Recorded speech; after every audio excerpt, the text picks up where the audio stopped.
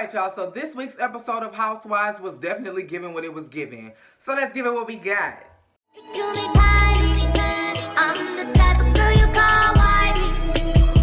What does the cat do? Meow.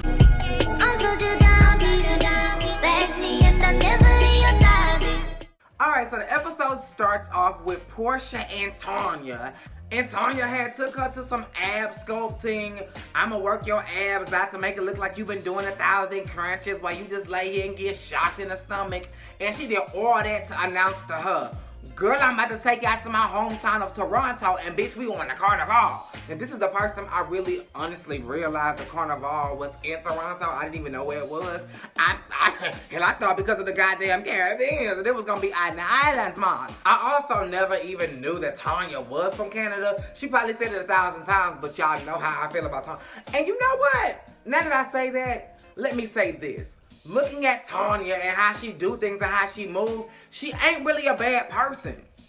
At the very least, I started to see a little bit of like what I like about Tanya. And I really don't have a problem with her.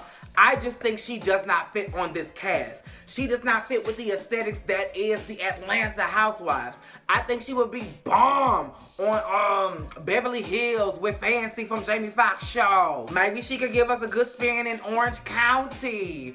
I would love to see her dynamic in Potomac because the Potomac women are this like, and that's what Tanya gives.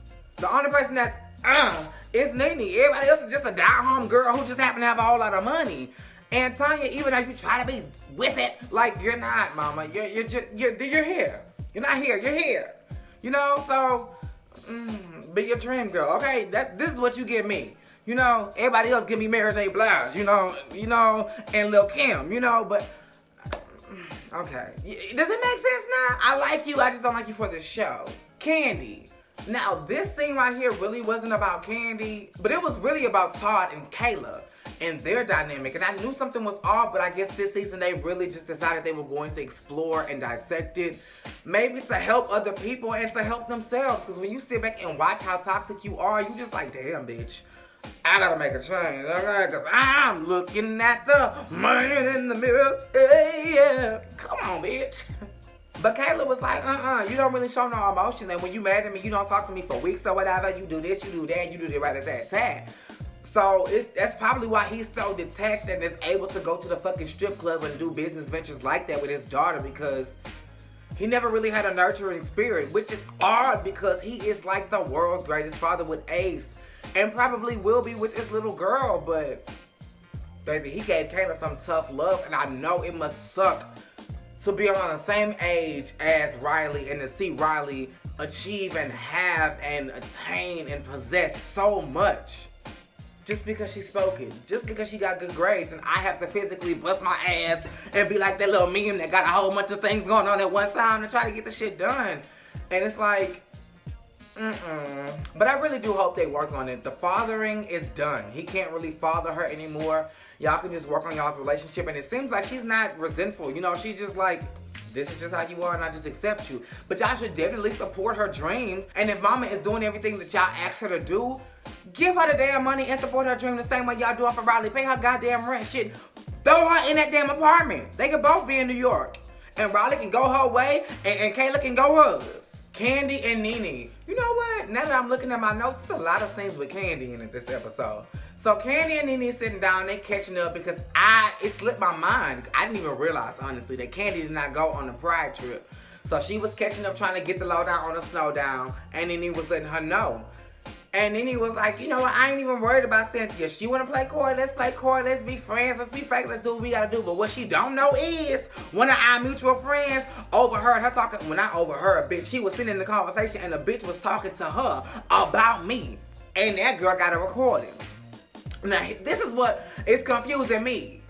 Why y'all being so mysterious on who's that lady, who's that girl? If the bitch just revealed her hand last episode. So y'all must be doing this episode for people who ain't been watching. Cause just last episode, Giovanna was like, I got the recording. I was at the wine cellar and Cynthia said this. I got receipts. Now we playing goddamn Clue. Who? Bitch, we know who. So then in the next scene, we got Kandi, Cynthia, and Kenya. And they, fuck what they doing. Let's just get to the scene. And so Candy told Cynthia and was like, somebody got a recording of you talking about Nene, and Nene got a hold of it. And Cynthia was like, okay, so what we eating for lunch? Cause bitch, I don't give a fuck. That bitch been talking, dogging me, and doing everything under the sun to me since we been friends. And I've been her little puppy dog. What next? What next, master? And bitch, I'm tired of it. I'm happy, and now I've got to find my own. In the words of Beyonce, listen, bitch, girl, I don't give a damn. She can take that recorder and shove it deep in her motherfucking ass. 'Cause I don't give a shit. Cynthia, you know, people was saying you had a little side to you. And at first I was like, girl, I'm trying to say it and I don't like it. But bitch, scratch that. You know, I'm here for anybody who got a backbone and is tired of being used. To hell with that. Bitch, I'm no longer your doormat. And if you mad because I voiced my opinion because I'm upset about being your doormat all these years and now we done fell out and I got my grievances to air, bitch, so be it. You say everything you want to say. But as soon as somebody says something about you, then you got a motherfucking problem. I just had to deal with this with one of my friends. I'm not with one of my friends, but me, her. I was supporting her, dealing with somebody exhibiting that same behavior. Marlo's wig launch. Okay, so the day of the wig launch is here. Yvonne, fake ass, is just, hi, so good to see you, Cynthia. And I'm just like, oh my God, when is somebody gonna charge this bitch up? And thank God my bitch Candy was in the room. She said, girl, before we even do all of this, let me just ask you this. Was you the one that got the recording? And Yvonne, fake ass, sent it to Yvonne, lying ass. No, I would never. I'm not a spy. No. And so while everybody's standing up celebrating Marlo, Nene then walks in. Here go Yvonne, flipping her hair. And she just ready for the show to pop off. Bitch, you are up. And I really hope that somebody grab a hold of your ass and beat you for the reputation that you just hold on to, okay? Because, bitch, and I think even if I didn't like you, I would have more respect for you, bitch. If you was like, yeah, it was me. Sorry, Cynthia. Yeah, I know I was being fake earlier, but yeah, it was me. Because, bitch, you was saying a whole lot of hot dollar shit. And I know you wasn't going to say that to Nene's face, so I just recorded it because I felt like she should know. But y'all, ooh, no, that's too much like right. Y'all so real that y'all can't even be fucking real. And here comes the healthy shade. So Portia is not feeling Nene because Nene then came for her in text messages and said this, that, and the third. And so Portia not only aired her ass out on Instagram, but she is also like, bitch, when I see her, dust. Because I don't even fucking see her, okay? So that's exactly what happened. Nene was like, hi. And Portia was like,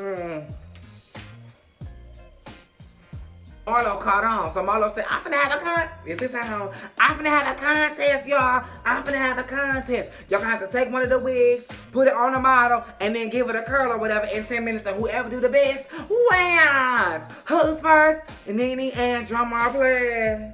I said drummer play. Portia! And Portia was like, So they up there doing that. So as they curling and doing a disaster, may I add, all of a sudden, me, it's real fight because bitch is only one drum. It's like and everybody looking like, bitch, what's going on? So Kenya decided she wanted to bring her own Beyonce homecoming to Marlo's wig party. She make sure y'all get my edges. Make sure y'all get my edges. Just crash this girl thing. Marlo said, no worries. Oh, bitch, I'm quick to think of my feet. I'm a Florida bitch. Oh, y'all give it up for the Kenya. She came through with her edge control. Bitch, my edges is depleting. My edges is light. Can you help me? Now, me, I wouldn't have did that, bitch. You got more class than I do, and I'm a classy ass bitch, but that would have sent me over the edge. But this next part got my name written all over it. So Marlo was like, okay, bitch, since you here, we gonna play along. You are not gonna embarrass me. We're playing the game. You're next up, Kenya. Kenya like, oh no, I didn't come to play. I'm just here. So Marlo said, oh, bitch, you didn't come to play? You didn't come to participate? Security! Get this bitch the fuck out of here. Like, Now, the egg that went in Marlo's face was, bitch, the security was nowhere to be found. I don't know if he was on a break, on lunch break, or if you didn't pay him for that extra hour and he just went on home. Cause bitch, you was like, security! Security! And it was like no security nowhere. So when Kenya got tired of waiting around, she was just like, child, I'll see you later, girl. I gotta go check on the baby. Bye. Like, So it really kind of defeated the purpose, bitch. I would have grabbed that bitch by her. Cause bitch, hell no. You leaving out of here one way or the other. Then you can leave out of here in your shoes. Or bitch, you can leave out of here in that drum that you brought up in here. But either way, your ass is finna dip. Dip it low and bring it up slow. But yeah, eventually she left, and then Nene was mad because Nene was like, this is ghetto. This is no longer who I am. I just gotta go. And so after the ladies left, that was the end of the episode. But y'all, it was given what it was given. I will be back for next week. I was just a little tired this week, y'all, so that's why I'm late on it. But anyway, make sure you are liking, commenting, and subscribing, and that your notifications are on. Until next time, same place, same time.